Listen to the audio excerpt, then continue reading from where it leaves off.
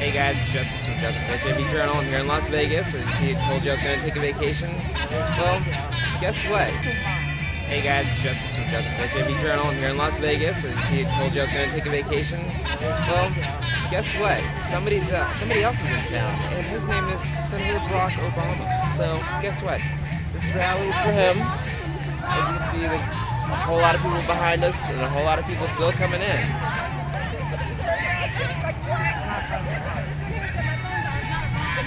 Now the line was literally like 30 minutes to get into the metal detector. After the metal detector, I had to go through security and all that, but we managed to get through, and here we are. And it looks like it's an all-American good time because I got my hot dog, I got my Gatorade, and it's all good. As you can see, security is on point. So let's go get a seat and let's go see what's going on.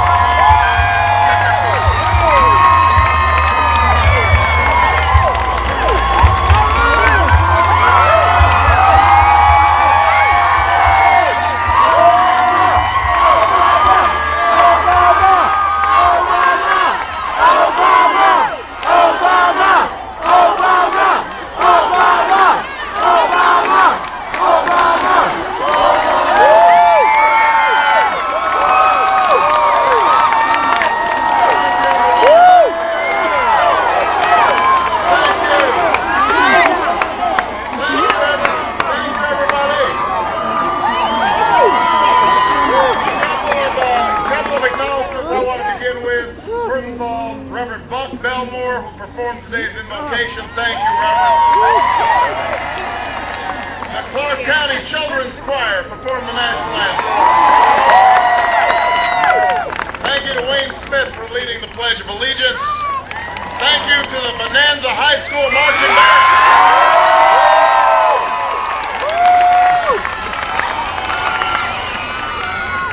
Thank you to one of the hardest working members of Congress that we have, Shelley Berkeley. And thank you to the soon-to-be member of Congress, Dina Titus. And finally, we have a special guest here. He just showed up and was so nice. I want everybody to give a big round of applause to Barry Manilow.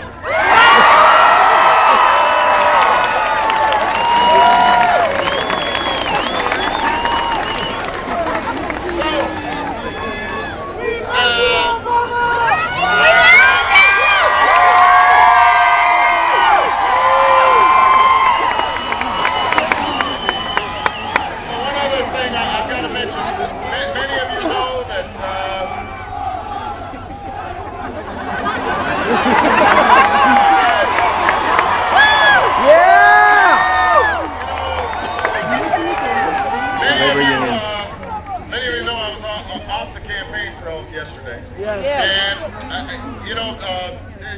my grandma's having a tough time right now, but I just want all of you to know we got so many well wishes, and people were sending her flowers, and people were sending her cards, total strangers wishing her well. It meant the world to her, it meant the world to me, and I just want to say thank you to everybody.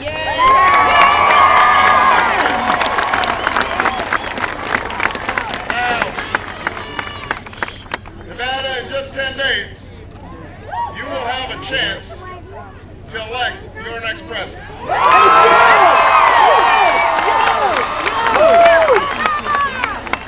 In 10 days' time, you'll have the chance to bring the change we need in Washington. That's the good news. But we're going to have to work.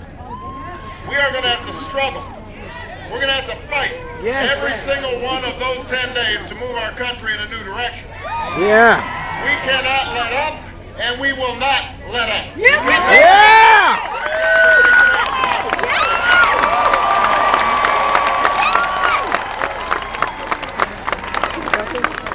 One thing we know is that change never comes without a fight. That's right. That's right. You keep fighting! Campaigns, things can get ugly sometimes. That's right. The say anything, do nothing, do anything politics often takes over.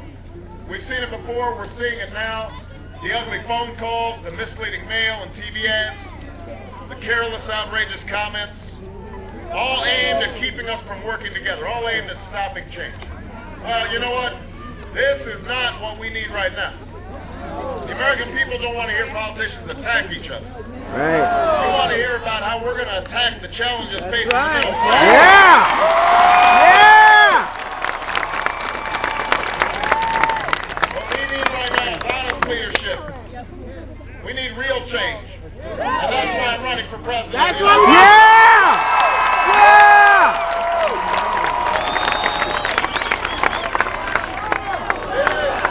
Obama! Obama! Obama! Obama! Obama! Obama! Obama!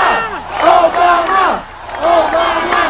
This is a moment of great uncertainty for America. The economic crisis we face is the worst since the Great Depression.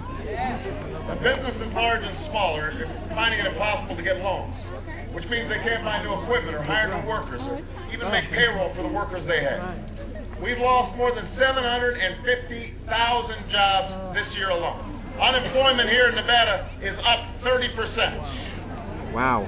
Wages are lower than they've been in a decade, at a time when the cost of health care and college have never been higher. It's getting harder and harder to make the mortgage or fill up your gas tank, or even keep the electricity on at the end of the month. At this rate, the question isn't whether you're going to be better off than you were 4 years ago. The question is, are you better off than you were 4 weeks ago? Yeah.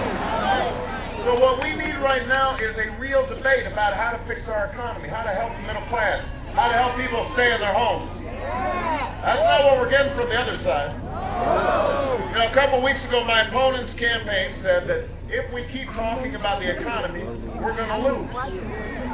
So they said they're going to be focusing on attacking me instead. That's one campaign promise they've actually kept. Yeah. They've been doing is attacking me. They've been throwing everything at us, including the kitchen sink. All 7 of those kitchen sinks. No. Oh. He's even called me a socialist.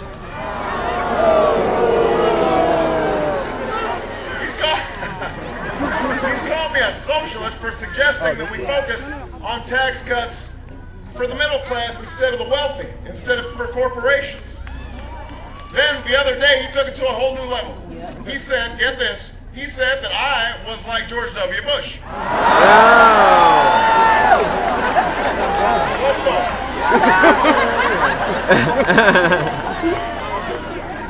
You can't make this stuff up. In what may be the strangest twist of this very strange election, Senator McCain said that I would somehow continue the Bush economic policies, and that he, John McCain, would change them. He denounced the president for letting things get completely out of hand. That's what he said. John McCain, that's right, John McCain has been really angry about George Bush's economic policies, except during the primary, when he said we've made great economic progress under George Bush, or just last month when he said that the fundamentals of our economy are strong under George Bush, or the fact that he adopted all of George Bush's policies for his own campaign. In fact, John McCain is so opposed to George Bush's policies that he voted with him 90% of the time. That's right, he really decided to stick it to George Bush 10% of the time. Let me tell you, John McCain attacking George Bush for his out-of-hand economic policies is like Dick Cheney attacking George Bush.